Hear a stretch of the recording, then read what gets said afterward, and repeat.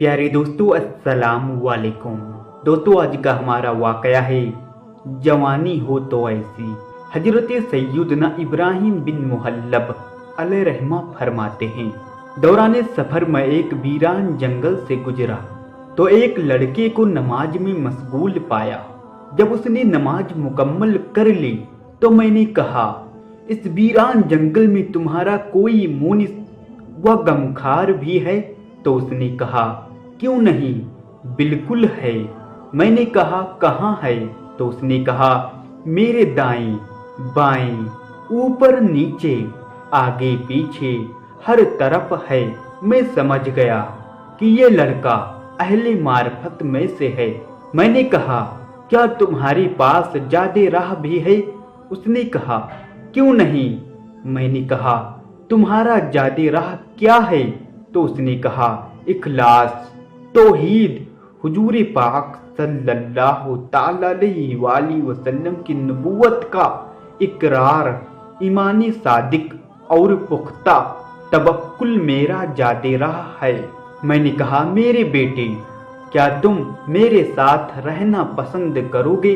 उसने कहा, जब किसी को कोई रफीक मिल जाए तो वो उसे अल्लाह की याद से गाफिल कर देता है, और मैं किसी भी ऐसे शख्स की रफाकत नहीं चाहता जिसकी वजह से लम्हा भर के लिए भी मैं अपने पाक परवरदिगार की याद से गाफिल होकर इबादत की उस लज्जत से महरूम हो जाऊं जिसे मैं अब महसूस कर रहा हूं। मैंने कहा, इस खतरनाक वीरान जंगल में अकेले रहते हुए तुम्हें वहशत नहीं होती? उसने कहा, अल्लाह से मोहब्बत की दौलत ऐसी दौलत है कि उसने मुझसे हर वहशत दूर कर दी है, और अब ये हाल है कि दरिंदों के दरमियान भी मुझे खौफ वहशत महसूस नहीं होती। मैंने कहा, तुम खाते कहाँ से हो? उसने कहा, जिस पाक परवरदिगार ने मुझे माँ के पेट की तारीकियों में रिज्क दिया, वही परवरदिगार अब भी मुझे रिज्क अता फरमाता है। मैंने पूछा, तुम्हारे खाने का इंतजाम कब और किस तरह होता है? तो उसने कहा, मुझे वक्त पर खाना मिल जाता है, चाहे मैं कहीं भी रहूं, मेरा रिज्क मुझ तक जरूर पहुंचता है। मेरा मौला खूब जानता है कि मुझे किस वक्त किस चीज की हाजत होती है। वो पाक परवरदिगार मेरे हालात से बेखबर नहीं, वो हर जगह मेरा मुहाफिज है। मैंने कहा, तुम्हारी कोई हाजत है जिसे मैं पूरा करूं? तो उसने कहा, हाँ, एक हाजत है, और वो ये कि अगर दोबारा मुझे देखो तो मुझसे गुफ्तगू ना करना और ना ही मेरे बारे में किसी को बताना।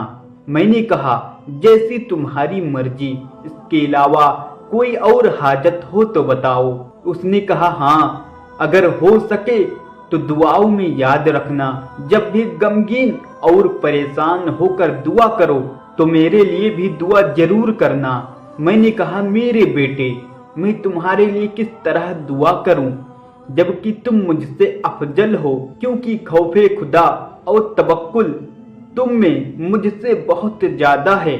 उसने कहा, इस तरह ना कहिए, क्योंकि आप उम्र में मुझसे बड़े हैं, आपको दौलत ईमान मुझसे पहले नसीब हुई, आपकी नमाजें और रोजे मुझसे ज्यादा होंगे।